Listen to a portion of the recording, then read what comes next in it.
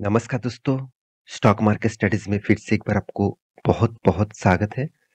तो आज यहाँ पे मैं डिस्कशन करने वाला हूँ, एक नहीं 2-2 कंपनीज़ के बारे में। तो दोनों ही जो कंपनी है, वो ऑटो इंडस्ट्रीज़ से बिलॉन्ग करते हैं। तो देखिए ऑटो इंडस्ट्रीज़ में जितने सारे कंपनीज़ हैं, आप ध्यान से इस कंपनी के बारे में जानेंगे, तो आपको कुछ ऐसे दिखेगा कि कैटेगरी वाइज़ देखा जाए तो टू व्हीलर्स एक अलग कैटेगरीज़ है, 2 एंड 3 व्हीलर्स एक अलग कैटेगरीज़ है। साथ ही साथ आप देखेंगे तो फोर व्हीलर्स जिसको आप पैसेंजर व्हीकल्स भी बोल सकते हैं वो अलग कैटेगरीज है और हैवी व्हीकल्स वो अलग कैटेगरीज है। तो ऐसे बहुत सारे कैटेगरीज वाइज आपको दिखेगा। तो यहाँ पे आज मैं डिस्कशन करने वाला हूँ दो ऐसे कंपनीज के बारे में जो इंडिया के टॉप 1 और 2 मतलब फर्स्ट फर्स्ट और सेकंड इस दो नंबर में देखने को मिलेगा। तो जो डिपार्टमेंट है वो हेवी व्हीकल्स का है। तो हेवी व्हीकल्स सुनते ही आपके मन में आ ही चुके होंगे कंपनी दोनों का नाम। तो कंपनी दोनों कौन है? आप देखेंगे तो एक है टाटा मोटर्स और दूसरा है अशोका लेलैंड। तो बहुत सारे दोस्तों ने कमेंट किया, सर अगर मुझे कोई भी एक कंपनी के ऊपर निवेश करना है, तो मैं किस में निवेश करूँ? अगर इस दोनों कंपनी से एक को चुनना है तो मैं किस में निवेश करूँ? तो चलो मैं आज कुछ पॉइंट्स आपके साथ शेयर करूँगा। इस पॉइंट के माध्यम से आपको पूरा डिटेल्स मिल जाएगा। तो वीडियो को शुरू करने से पहले मैं रिक्वेस्ट करूंगा अभी तक चैनल को सब्सक्राइब नहीं किया तो जरूर कर लीजिएगा और अभी तक अपने टेलीग्राम को ज्वाइन नहीं किया तो जरूर कर सकते हैं डेली बेसिस अर्निंग और अपडेट्स पाने के लिए। तो चलो देख लेते हैं आज के दोनों कंपनी के बारे में। सबसे पहले मैं बात करूंगा इंडिया के लार्जेस्ट कंपनी के बारे में जो है टाटा मोटर्स। आप सभी जानते हैं टाटा मोटर्स सिर्फ हेवी व्हीकल्स नहीं, आप जानते हैं टाटा मोटर्स पैसेंजर व्हीकल्स भी बनाते हैं। साथ ही साथ आप जानते हैं टाटा मोटर्स मतलब ट्रक्स बसेस भी बनाते हैं। साथ ही साथ आप जानते हैं डिफेंस सेक्टर में भी टाटा मोटर्स काम करते हैं। सेम टू सेम अगर इसी कैटेगरी से आप ध्यान से देखेंगे तो आपको और भी कुछ दिखेगा कि टाटा मोटर्स का जो जर्नी है वो बहुत पुराना से जर्नी है और कंपनी धीरे धीरे करके खुद के जर्नी को बहुत अच्छी तरीके से लेके आया। कंपनी देखिए टोटल जो टाटा मोटर्स का जो मतलब एस्टेब्लिश्ड है 1945 से और कंपनी देखिए एम्प्लॉय जो है स्ट्रेंथ है 52,351 का और टोटल व्हीकल मतलब सेल्स कर चुके हैं 10 लाख करीबन 90,000 के आसपास आप बोल सकते हैं।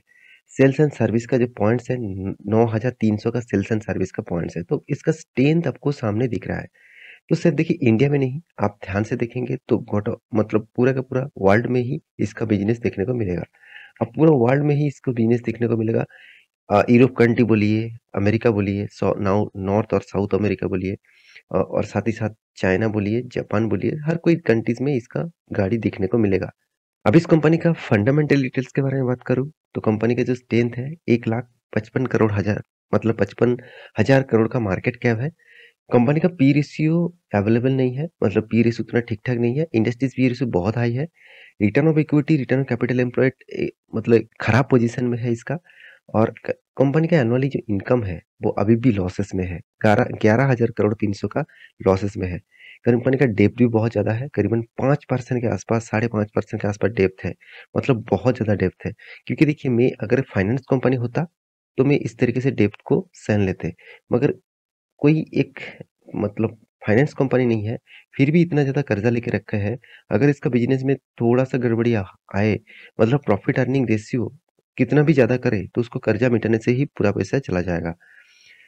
तो कंपनी का सेल्स का ग्रोथ दिखा दूँ तो 3.47 है और प्रॉफिट ग्रोथ बहुत बड़ा नेगेटिव में है और मार्केट कैप टू सेल्स के हिसाब से देखा जाए तो ये भी एक रीज़नेबल प्राइस में देखने को मिला है। अगर आपको प्रॉफिट एंड लॉस दिखा दूँ, तो कंपनी लगातार प्रॉफिट को मेंटेन किया। सिर्फ 2019 के बाद कंपनी लगातार लॉसेस किया।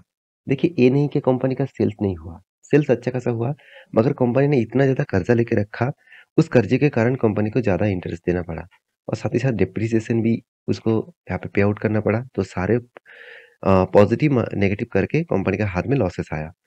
तो कंपनी के कैश फ्लो के बारे में बात करूँ तो कंपनी का कैश फ्लो आपको पॉजिटिव दिखेगा, ये सबसे अच्छी बात है।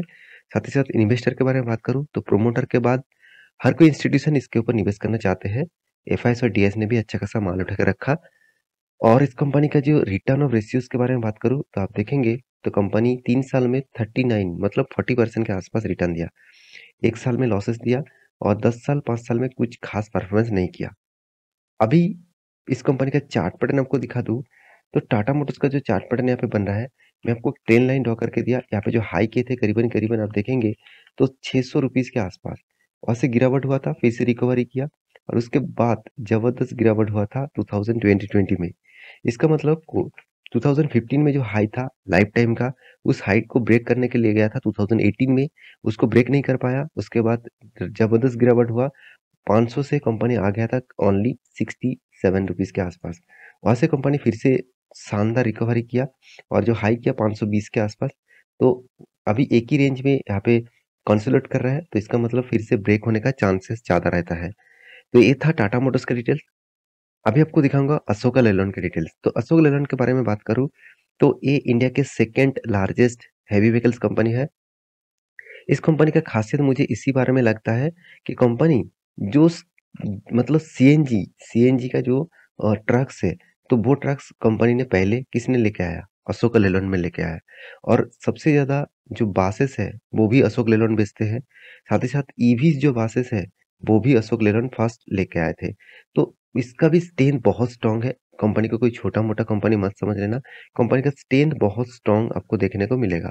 तो कंपनी में इतना स्ट्रेंथ होने के बाद क्या कंपनी के ऊपर निवेश करना चाहिए? देखिए कंपनी 74 इयर्स पुराना है, मतलब बहुत पुराना कंपनी है। कंपनी 4.5 मिलियन का कंपनी बन चुका है, सॉरी 5 बिलियन का कंपनी बन चुका है।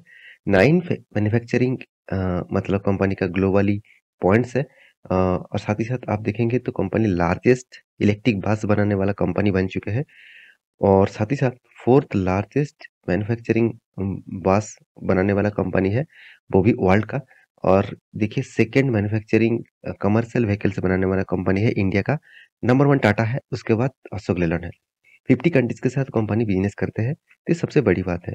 तो मैं इसीलिए आपको दिखा रहा हूँ क्योंकि देखिए कंपनी का जो स्ट्रेंथ है आपको सबसे पहले जानना है। अभी कंपनी का फाइनेंशियल डिटेल्स के बारे में बात करूँ तो मुझे इसका फाइनेंशियल डिटेल्स मतलब टाटा मोटर्स से थोड़ा सा ज़्यादा अच्छा लगा। हाँ, आप कहेंगे सर इसका मार्केट कैप कम है, बहुत कम है टाटा मोटर्स से। चलो कोई बात नहीं, कंपनी का पी रेशियो बहुत हाई है। कंपनी का return of equity, return of capital employed फिर भी यहाँ पे दिख रहा है, जो टाटा मोटर्स में नहीं दिखा। कंपनी में देखिए सेल्स ग्रोथ बहुत खास है और प्रॉफिट ग्रोथ भी बहुत शानदार देखने को मिला, जो टाटा मोटर्स में आपको नहीं देखने को मिला। मार्केट कैप टू सेल्स के हिसाब से इसका मार्केट कैप टू सेल्स बहुत अच्छा देखने को मिला है, मतलब एक अच्छे खासे लेवल में है। प्रॉफिट एंड लॉस के बारे में बात करूँ तो कंपनी कंटिन्यूअसली लॉस नहीं किया, बीच में छोटा मोटा लॉस किया, फिर से रिकवरी भी किया, उसके बाद छोटा मोटा फिर से लॉस किया। और मुझे लगता है इसको भी रिकवरी कर देंगे। अगर रिटर्न के मामले में बात करें तो कंपनी कंटिन्यूअसली आपको रिटर्न दिया, जो मतलब टाटा मोटर्स ने सिर्फ 3 साल में रिटर्न दिया, मगर इस कंपनी ने तो 3 साल, 5 साल, 10 साल और 1 साल, सारे सालों में अब कंपनी आपको रिटर्न अच्छा खासा दिया है।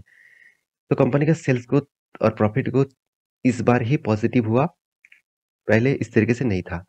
कंपनी का कैश फ्लो के बारे में बात करूँ तो कंटिन्यूअसली कंपनी कैश फ्लो को मेंटेन नहीं कर पाया, बीच-बीच में नेगेटिव में था। अगर इसके इन्वेस्टर के बारे में बात करूँ तो प्रोमोटर के बाद हर किसी ने इस कंपनी के ऊपर निवेश करके रखा। मुझे इस कंपनी में इसी खासियत लगा कि प्रोमोटर के बाद एफआईएस और डीएस ने पब्लिक से भी ज़्यादा माल उठा के रखा। तो इसलिए मैं एक पॉजिटिव साइन ज़रूर देना चाहूँगा इस कंपनी के ऊपर। अभी देखना है इस कंपनी का चार्ट पैटर्न क्या बता रहा है। तो चार्ट पैटर्न बता रहा है कि कंपनी जब हाई किए थे 2018 में, जिस टाइम से ऑटो इंडस्ट्रीज के ऊपर सबसे बड़ा गिरावट देखने को मिला, उस टाइम में कंपनी का हाई किए थे करीबन 176 रुपीज़ के आसपास। तो आप कहेंगे सर क्या इसी इसका लाइफ टाइम हाई है? इसका ऐसे बिल्कुल भी नहीं, क्योंकि कंपनी पहले भी इस तरीके से हाई किए थे। यहाँ पे एडजस्टमेंट प्राइस है क्योंकि कंपनी बोनस और स्प्लिट भी देख के रखा है।